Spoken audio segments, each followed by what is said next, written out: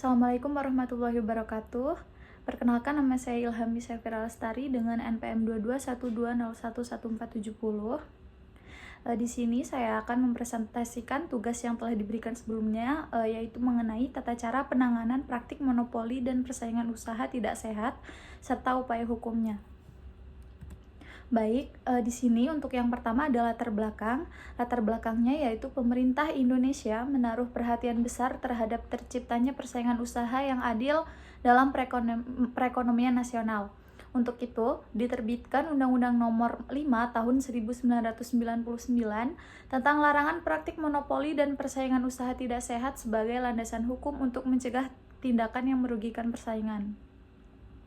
Kemudian pelaksanaan undang-undang ini dilakukan oleh KPPU sebagai lembaga independen yang berwenang melakukan penyelidikan, pemeriksaan, hingga penjatuhan sanksi administratif. Dengan adanya pengaturan persaingan usaha diharapkan tercipta iklim usaha yang jujur, sportif, dan kompetitif sehingga konsumen memperoleh pilihan produk dengan harga yang lebih baik. Selain itu, regulasi ini juga memberikan kesempatan yang lebih luas bagi seluruh pelaku usaha, termasuk UMKM dan koperasi, untuk berkembang tanpa harus terhambat oleh dominasi dari pihak tertentu.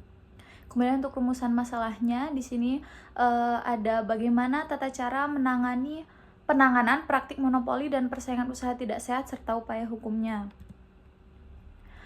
Untuk pembahasannya, yang pertama ada pengertian praktik monopoli dan persaingan usaha tidak sehat. Menurut pasal 1 Undang-Undang Nomor 5 Tahun 1999, monopoli adalah penguasaan produksi atau pemasaran barang atau jasa oleh satu pelaku usaha atau kelompok pelaku usaha yang berpotensi menimbulkan praktik monopoli. Praktik monopoli sendiri merupakan pemusatan kekuatan ekonomi yang dapat menimbulkan persaingan usaha tidak sehat serta merugikan kepentingan umum. Sedangkan persaingan usaha tidak sehat adalah persaingan antar pelaku usaha yang dilakukan secara tidak jujur, melawan hukum, atau menghambat persaingan. Pada dasarnya, persaingan usaha memiliki manfaat positif dalam mendorong pelaku usaha untuk berinovasi dan meningkatkan kualitas. Namun, manfaat tersebut hanya dapat tercapai apabila persaingan dilakukan secara jujur dan adil. Ketika pelaku usaha melakukan tindakan yang merugikan pihak lain, persaingan dapat berubah menjadi praktik yang tidak sehat. Undang-Undang Nomor 5 Tahun 1999 mengelompokkan persaingan usaha tidak sehat ke dalam 3 kategori utama, yaitu terdapat perjanjian yang dilarang, kegiatan yang dilarang, serta penyalahgunaan posisi dominan. Perjanjian yang dilarang mencakup oligopoli, penetapan harga, pembagian wilayah, pemboikotan, kartel, trust, oligopsoni, integrasi vertikal, serta perjanjian tertutup dan perjanjian dengan pihak luar negeri. Kemudian adapun kegiatan yang dilarang meliputi monopoli, monopsoni, penguasaan pasar, dan persekongkolan. Sementara itu, penyalahgunaan posisi dominan mencakup jabatan rangkap, pemilikan saham, serta merger, akuisisi, atau peleburan yang dapat menghambat persaingan. Kemudian untuk pembahasan yang kedua yaitu tata cara penanganan praktik monopoli dan persaingan usaha tidak sehat menurut Peraturan Perundang-undangan Indonesia. KPPU sebagai lembaga yang berwenang dalam penegakan hukum persaingan usaha memiliki kewajiban menyusun pedoman penanganan perkara sebagaimana diatur dalam pasal 35 huruf F Undang-Undang Nomor 5 Tahun 1999. Untuk menyesuaikan dengan perkembangan kasus dan kebutuhan penegakan hukum, KPPU menetapkan Peraturan KPPU Nomor 2 Tahun 2023 tentang tata cara penanganan perkara praktik monopoli dan persaingan usaha tidak sehat. Dalam mekanisme penanganan perkara, KPPU dapat bertindak berdasarkan laporan masyarakat atau inisiatif sendiri sesuai pasal 38 sampai 40 Undang-Undang Nomor 5 Tahun 1999. Prosesnya dimulai dari penelitian awal, klarifikasi, hingga penyelidikan dan dilanjutkan pemeriksaan di sidang majelis yang memberikan kesempatan bagi terlapor melawan perubahan perilaku melalui fakta integritas. Jika pemeriksaan selesai, majelis komisi mengambil putusan yang bersifat mengikat meskipun terlapor tetap dapat mengajukan keberatan ke pengadilan. Peraturan KPPU Nomor 2 Tahun 2023 membawa beberapa pembaruan penting, antara lain pengaturan lebih rinci terkait alat bukti, termasuk dokumen elektronik, penegasan hak penggunaan juru bahasa, dan pendampingan kuasa hukum, serta diperkenalkannya tahap penyelidikan awal untuk memberikan kepastian hukum. Selain itu, tersedia mekanisme pemeriksaan cepat untuk mempercepat penyelesaian perkara yang memenuhi kriteria tertentu.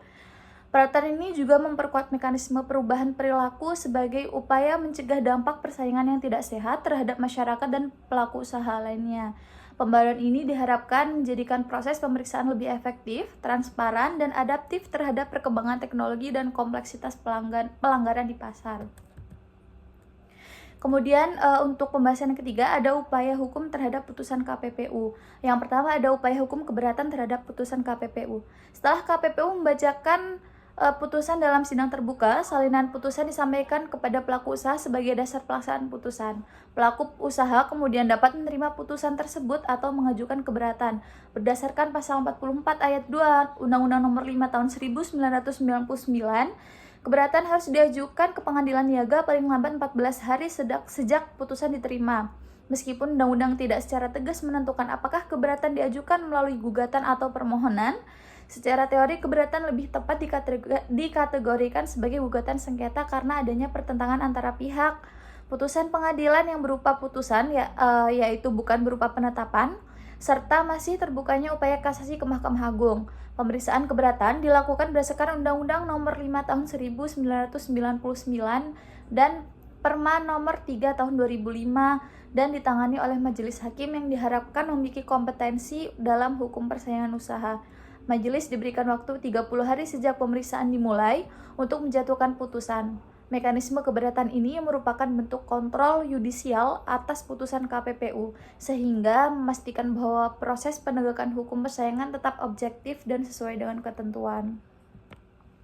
Kemudian untuk yang kedua itu ada upaya hukum kasasi. Apabila putusan pengadilan niaga belum memberikan penyelesaian yang memuaskan, pelaku usaha masih dapat menempuh upaya hukum kasasi ke Mahkamah Agung. Pada tahap ini, kasasi diajukan sesuai prosedur hukum acara perdata dan merupakan langkah hukum terakhir dalam penyelesaian sengketa persaingan usaha. Mahkamah Agung memiliki kewenangan untuk melakukan penilaian kembali terhadap putusan sebelumnya, termasuk membatalkan putusan jika terbukti terdapat kekeliruan dalam penerapan hukum, pelampauan kewenangan, atau pengabaian ketentuan peraturan perundang-undangan. Dengan demikian, kasasi berfungsi sebagai mekanisme pengawasan untuk memastikan penegakan hukum persaingan berlangsung sesuai prinsip keadilan dan kepastian hukum. Kemudian berdasarkan pembahasan yang telah saya sampaikan, dapat ditarik kesimpulan berupa Undang-Undang Nomor 5 Tahun 1999 bertujuan menjaga persaingan usaha yang sehat dan melarang praktik monopoli, persaingan usaha yang tidak jujur, dan penyalahgunaan posisi dominan yang dapat merugikan masyarakat serta pelaku usaha lainnya. KPPU sebagai lembaga penegak hukum persaingan diberi kewenangan menangani dugaan pelanggaran dan melalui Peraturan KPPU Nomor 2 Tahun 2023, tata cara pemeriksaan perkara disempurnakan agar lebih efektif, cepat, dan menyesuaikan perkembangan teknologi. Pembaruan tersebut mencakup penguatan aturan alat bukti, adanya tahap penyelidikan awal, mekanisme pemeriksaan cepat, serta kesempatan bagi pelaku usaha untuk melakukan perubahan perilaku. Selain itu, pelaku usaha dapat memiliki hak memperoleh perlindungan hukum melalui upaya keberatan ke pengadilan niaga dan kasasi ke Mahkamah Agung, sehingga penegakan hukum persaingan usaha dapat menjamin keadilan dan kepastian hukum bagi semua pihak. Jadi itulah yang dapat saya sampaikan, kurang lebihnya saya mohon maaf. Saya ucapkan terima kasih. Wassalamualaikum warahmatullahi wabarakatuh.